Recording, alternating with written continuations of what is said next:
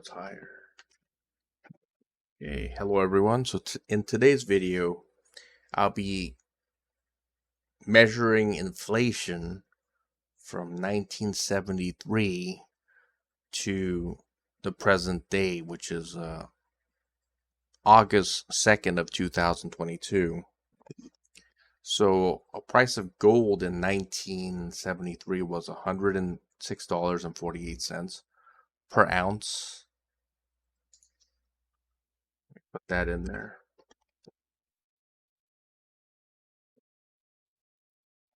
Per troy ounce, and a price of an average home in the United States. So this is the price of an average home. So in some states like California or New York or whatever, the real estate prices are higher. In other states like Alabama, New Mexico, Tennessee, and stuff like that, the price of homes are less basically. So we just take an average of that between all 50 states, and this is a number that we get for the average price of a home in the U.S. Dow Jones was about 924.07 back in 1973. I could have used the Nasdaq as well, but we're just using the Dow Jones today for measuring this. The price of oil in 1973 was $11.65 per barrel. A barrel of oil is used for a lot of things. It's used for when they refine oil, they could some of the heavier you get some of the heavier stuff, you turn that into plastics. The lighter stuff you turn into fuels like gasoline or kerosene and stuff like that. So that's what a barrel of oil is. It doesn't equate to fuel. It just equates to a barrel of oil and what it could be used for. And it's used for many things. It's used to make pesticides and other stuff as well, petrochemicals. And the price of refined gasoline. In 1973, the average price was 39 cents per gallon. Median income in the United States in 1973 was $12,053. This is a household income. So this is what the entire household made. But I know for sure back in the 1970s, only one person worked in the household. That was usually the man that worked. Because I was born in the 1970s, so I know that firsthand. So only person that worked in my house back then was just my father was working.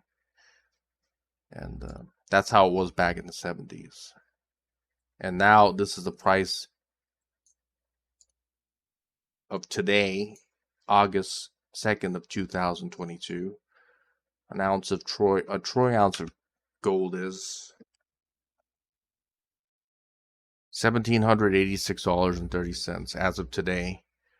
The average price of a home in 2022 in the United States, that is $428,700 for an average home in the U.S. So, like I said, this isn't a home. Let's say the home prices in California is going to cost more, or New York, or whatever like that, or Connecticut, and the average price of homes in, let's say, New Mexico, Alabama, and these other states, or Kentucky or whatever, is gonna be less in terms of like the price of a home. So we just take an average of that and we get the price here. And this is what the average price of a home in the United States is basically.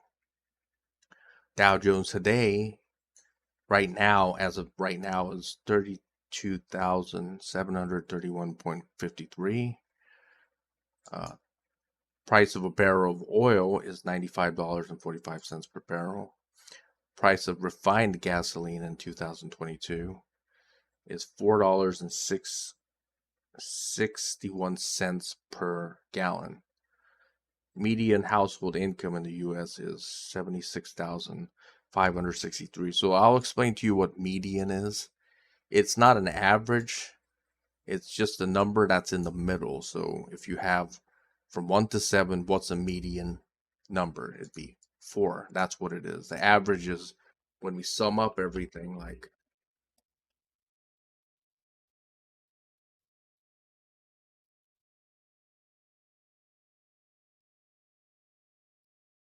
divided by, let's see, 7.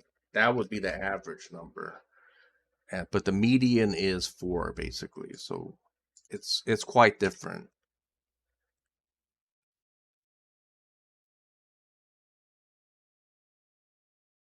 I forgot to add 6. So the average is 4 also. And the median is 4. But this is just I'm just demonstrating that. What I'm showing you what a median is. If you ever took statistics in university, you would know what a median is. And this is where I compare the prices from the present compared to 1973. So the price of an ounce of gold is 16.77 times more today than it was compared to 1973. The price of gold today,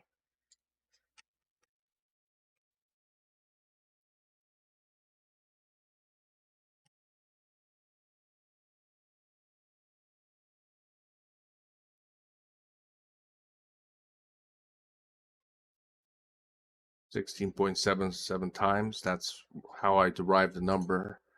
Price of a home is 13.9 times more today than it was in 1973. Dow Jones is 35.42 times more compared to 1973. So this went up the most. Price of a barrel of oil compared to 1973 is 8.19 times more.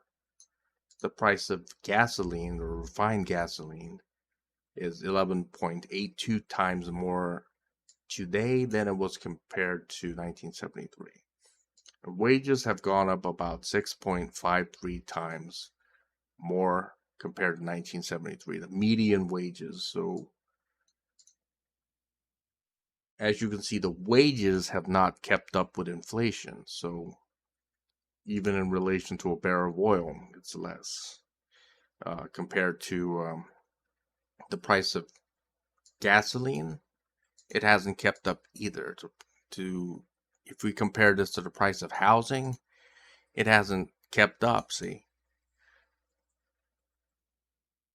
so gold is just a way of gauging inflation, but it may not always be a 1-to-1 ratio of measuring inflation. However, it's pretty close. So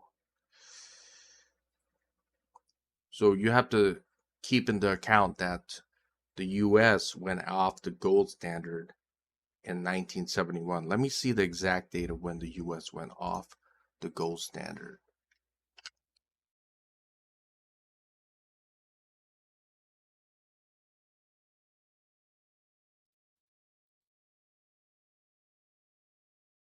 So it was August 15th of 1971. That's when the United States went off the gold standard, and money was no longer gold. But we did have stuff like reserve fractional banking, where you could keep $1 worth of reserve and lend out about, I guess, $9.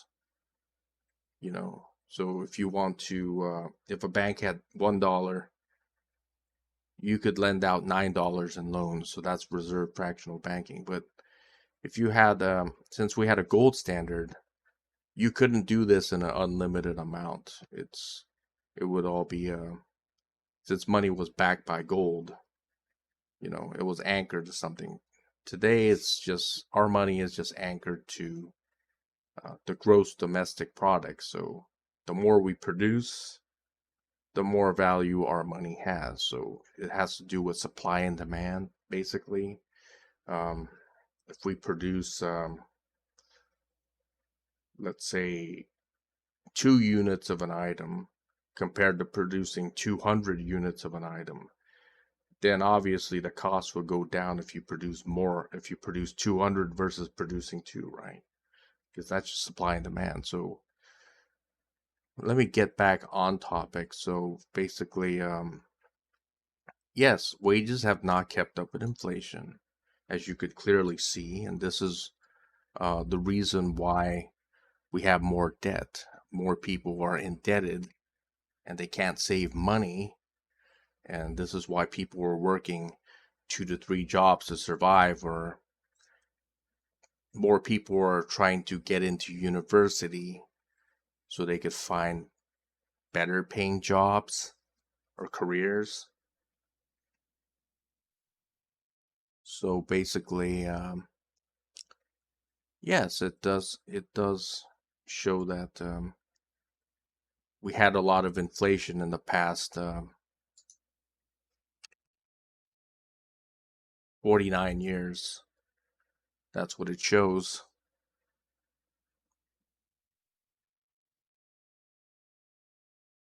So is gold a good inflation hedge? I think gold is a good inflation hedge if you want to hold on to it for like decades. It's a good bet.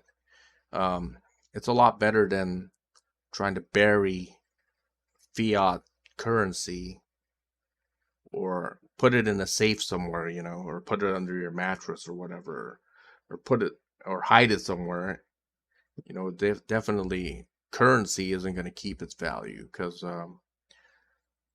we did have stuff called silver certificates back in before 1965. We used to have stuff called silver certificates. $1 was called a silver certificate. Today, it's not called a silver certificate. It's just called a. Let me show you exactly.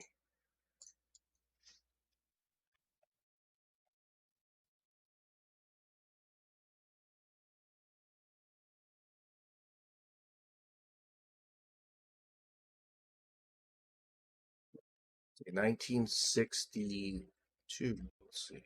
They have something like that. It's 1957. Yes. This is what a dollar used to be, a silver certificate before 1965. And we used to have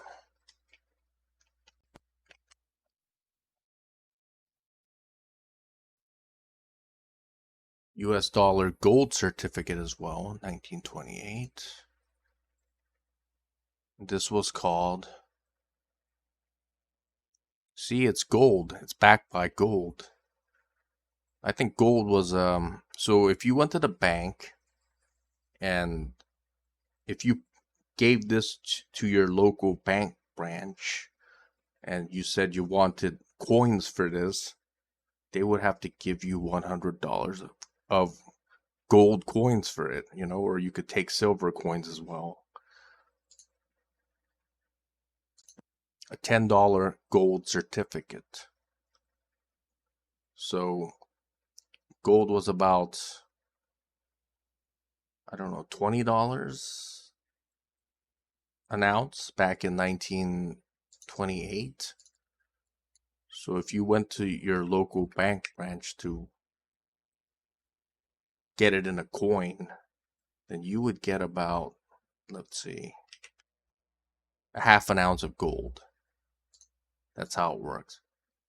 But if you try to take this money now, this $20 bill, to your local bank branch, it is technically a $20 bill, right? But you can't get gold for this, nor can you get silver, for it, right? If you go to the local bank branch and you want to change for this, they would just give you 4 quarters. That's it. So the paper money has definitely lost all of its real value. So let's look at a modern bill.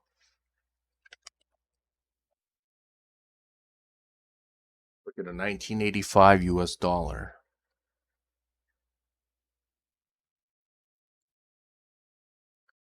As you can see, it doesn't say gold or silver on it, right? It's just a bill. It's just this is just a fiat money. That's all it is. So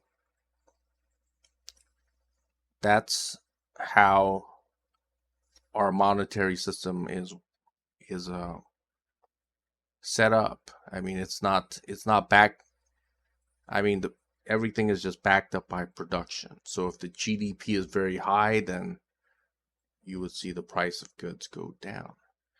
But it does fluctuate. So when you do have recessions and stuff, very deep recessions like the one we had in 2008, for example, then um, you saw prices of commodities and homes and everything dropping when we hit a recession. And this usually happens during a recession. The prices usually go down. So if you're doing any type of investment, whether you're buying a stock, you're buying homes, or you're buying gold or whatever, um, these things go up slowly, or if you put it into a retirement fund, they go up slowly. Don't like try to get like immediate returns for it. So if you consistently invested in the stock market, let's say if I did this from 1995 or 94 when I got out of high school, and when I started my job or something, and put like $5 like per day in the stock market back in 1994, I'd be pretty well off. I mean, I would have a lot more money than I would have today if I thought like that. Or even if I bought stuff like gold back then, instead of just keeping it in a bank account, which didn't do anything, which I already demonstrated that um, fiat money loses most of its value over time, right? So they did give you a window of opportunity to turn gold dollars into actually they did in 1933, I think, or 34, when I'm not really sure. Let me check it out.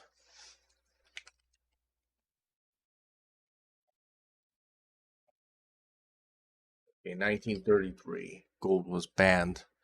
Uh, so American citizens could not own gold in April 6th of 1933. So they had to turn in all their gold, right? That is coins and stuff. And if you had the bills or something, the paper money, it would only be worth its face value. That's it. But the coins had to be turned in, so you couldn't own gold in 1933. It was not possible to do that. So inflation is going to be something that isn't going to go away, but we will see times of deflation as well. It's not like everything's going to go up to infinity. There are times when stuff goes down, like I said, in recessions and stuff. Assets do go down in price, and especially in times when central banks raise interest rates. Those are the times when you see periods of deflation, and it's not entirely a bad thing to save cash. You could use the cash that you saved during the boom times or the inflationary times, and just buy up cheap assets when a recession hits, basically. So for the short term, cash is not a bad option at all. You could increase your wealth a lot if you saved money during the boom times, and then when a recession hits, like now, we're in a recession. I think we had 2 quarters of negative GDP growth. So I guess we are in a recession. And so if you could find stuff at a discount, you can pick it up for less. And when the boom times come again, then you could start selling the stuff, save your money again, and kind of like repeat the cycle over and over again. So basically, yeah, so like I said, this is why so many people have so many debts. And compared to 1973, you only had one person in the household working that could provide income for the whole family. Now you got two people in the family who are breadwinners, husband and the wife, and probably each person is working 2 to 3 jobs. So that's where people are making the difference. I mean, that's how people are basically coping to survive these days, since they can't survive on a 40 hour week. They got to increase the work week to maybe 80 hours, 90 hours per person or whatever, and they're able to keep their head above inflation. But inflation is a slow process, and it's just something that compounds every single year. But there are times of deflation as well in recession. So tell me about your thoughts. And another thing about homes. The thing about homes is that it costs money to maintain a house. You have to pay stuff like prop. You need to pay property tax every year. You have to have homeowners insurance, and you do have to do the upkeep on the house, like painting the outside of the house every I don't know, 5 to 10 years. It depends. You need to paint the interior of the house and stuff like that. You do have to maintain it, and you do have to get new roof tiles and stuff like that. There's cost of maintenance in owning a house. But if you own something like gold, there is no maintenance fees, right? If you want to just bury your money, you could do that, or you have an option to just invest in the stock market little by little, and then over time it's gonna pay off basically. So this is not financial advice, and I would like to know what you think about this, and you could leave it in the comment section below. And thanks